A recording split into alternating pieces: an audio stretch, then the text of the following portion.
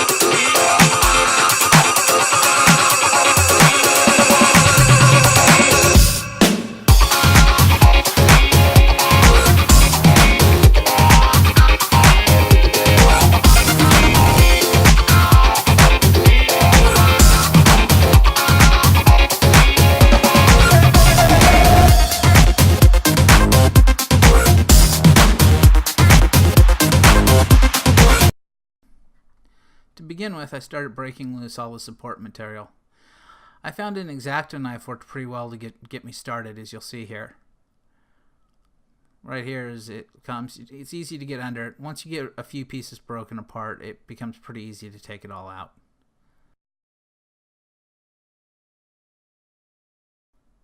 I spent a little time trying to clean out the holes with the X-Acto knife, but later on you'll see I just use a drill to get the right size. And I just continued to break loose the supporting material on the rest of the models I printed. This is the second part of the first stage, and when you go to assemble this, make sure you're assembling the stages the way they need to go. The instructions were a little unclear on that. With the support material removed, I used a Sharpie to mark a notch on one side and the spline on the other, to use this as a reference mark, so when I went to assemble it during the fitting process, I always assembled it the same way. I used a small file from a file set I picked up at Harbor Freight for $3 to help open up the notches on the stages to the booster. I did this for every stage that required it, and there was a lot of it to do.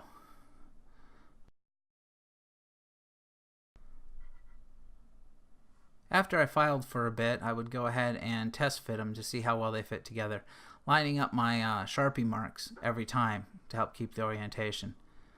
This was a long process and took me a lot longer than you're seeing in the video.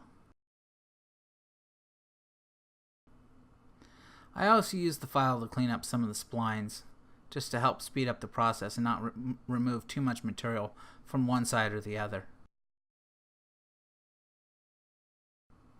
After a few test fits, I resorted to sandpaper to remove some of the material, just to make it a little smaller and fit a little easier. This took a long time. I used an X-Acto knife just to clean up the areas a little bit more. Later on you'll see some blood on the model, as that's where I stabbed myself, so be careful when you're doing this.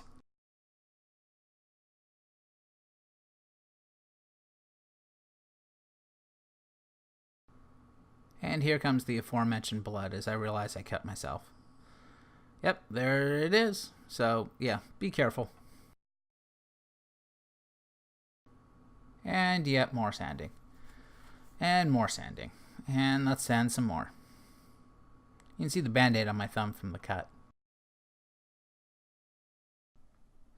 When it was time to glue each stage's components together, I used Gorilla Super Glue to do it.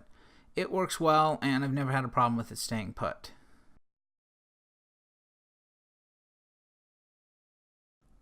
With the glue applied, I simply press fit the pieces together, making sure that the seam was as tight as possible. I followed this for all the stages. Another stage and more sanding, filing, and fitting.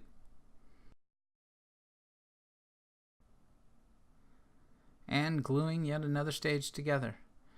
It was a pretty simple process, but it was still a little tedious.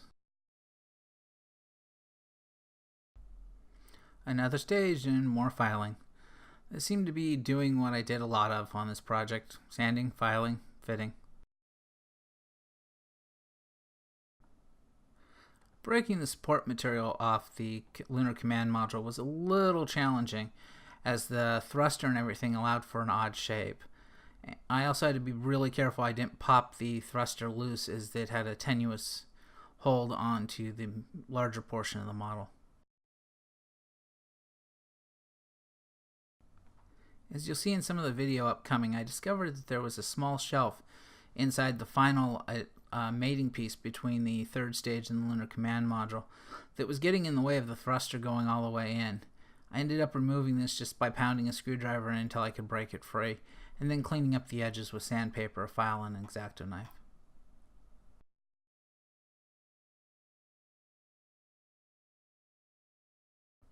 And here you can see it removed.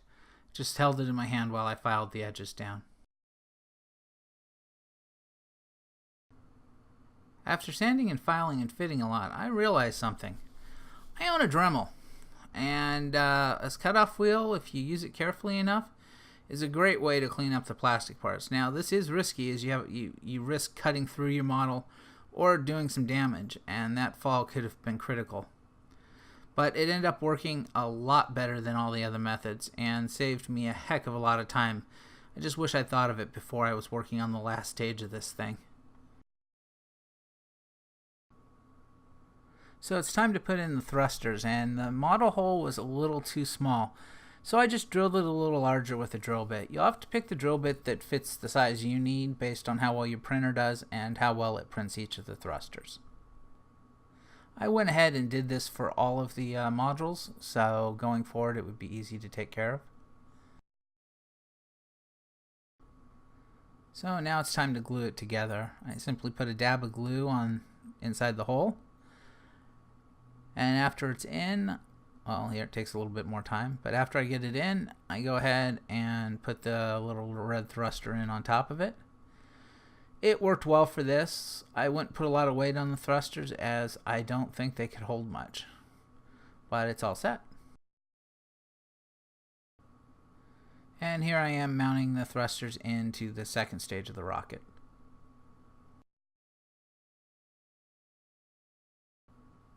I ended up having to re-drill the holes for the first stage, as I needed them one size bigger than the other one. You'll probably find this to be true on your model as well, but check before you drill. I ended up cutting down the height on the thrusters a little bit to help the rocket sit level when it was on a desk.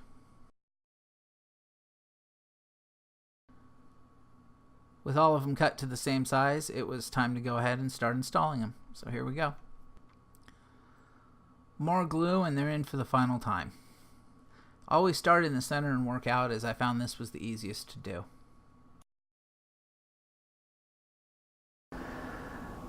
So as you can see, it took a while to get this thing to all fit together, and they still fit really tightly as far as the stages go. I used some glue to hold some of the sections together just so they didn't come apart. That was, I think, a good decision. I want to sand and clean them up a little bit more to make it easier to change. The other thing I discovered about this is I have some print quality issues, and I'm going to have to work to figure out what's causing that.